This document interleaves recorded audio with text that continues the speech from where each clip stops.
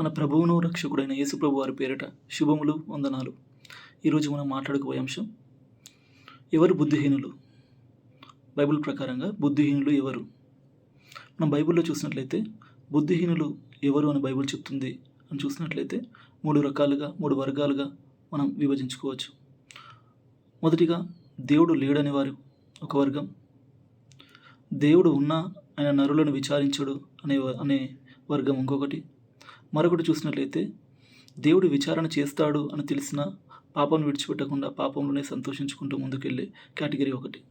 So మొదటిగా చూసినట్లయితే దేవుడు లేడు అనేవారు బైబిల్ ఏం చెప్తుంది వారి గురించి అయితే 14వ అధ్యాయం కీర్తనలు గ్రంథం 14వ అధ్యాయం 1వ వచనం, 53వ అధ్యాయం 1వ వచనంలో బుద్ధిహీనులు తమ హృదయమందు దేవుడు లేడని అనుకొందురు. బుద్ధిహీనులు తమ హృదయమందు అంటే వారి హృదయంలో అనుకుంటారంట దేవుడు లేడు అని. వారు కంప్లీట్గా చెడిపోయిన వారు, అసహ్య కార్యములు చేయవారు. సో దేవుడు లేడు అని నమ్మేవారు, దేవుడు లేడు అని తన హృదయంలో విశ్వసించేవారు. సో చెడిపోవడానికి ఆస్కారం ఎక్కువ ఉంటుంది, అసహ్య కార్యములు చేయడానికి అవకాశం ఎక్కువ ఉంటుంది. ఎవరు లేరు లేదా దేవుడే లేడు కాబట్టి నేను ఏది చేసినా చెల్లుతుంది అనే ఆలోచనలో ఉంటారు. రెండో కేటగిరీ చూసినట్లయితే కీర్తనల గ్రంథం 10వ అధ్యాయం 4వ వచనం చూసినట్లయితే దుష్టులు పొగరెక్కి యెహోవా విచారణ చేయడు అనుకుందరంట.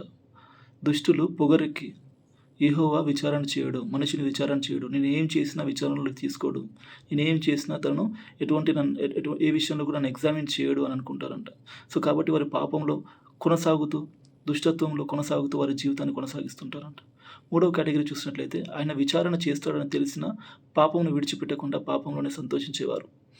సో ఆయన విచారణ చేస్తాడు, శిక్షిస్తాడు, ఖచ్చితంగా ప్రతి తప్పుకి ప్రతి పాపానికి శిక్షిస్తాడని తెలిసినా కానీ ఆ పాపంలోనే సంతోషించడం, ఆ పాపంలోనే కొనసాగడం, ఆ పాపంలోనే ముందుకెళ్ళడం.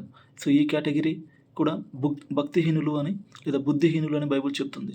ఒకవేళ మనం ఈ 3 కేటగిరీలో ఎక్కడైనా ఉన్నట్లయితే సో ఖచ్చితంగా పశ్చాత్తాపపడి దేవుని దగ్గరికి వచ్చి క్షమాపణ కోరికని బుద్ధిమంతుల్లాగా దేవుడు ఉన్నాడు అని నమ్మి, దేవుడు విచారణ చేస్తాడు అని నమ్మి, దేవుడు విచారణ చేస్తాడు కాబట్టి పాపపు జీవితంలో లేదా పాపం గుండా పాపం దరికి కూడా చేరకుండా పాపానికి దూరంగా ఉండి పరిశుద్ధత వైపు నడవాలని ఆశిస్తున్నాను. Thank you.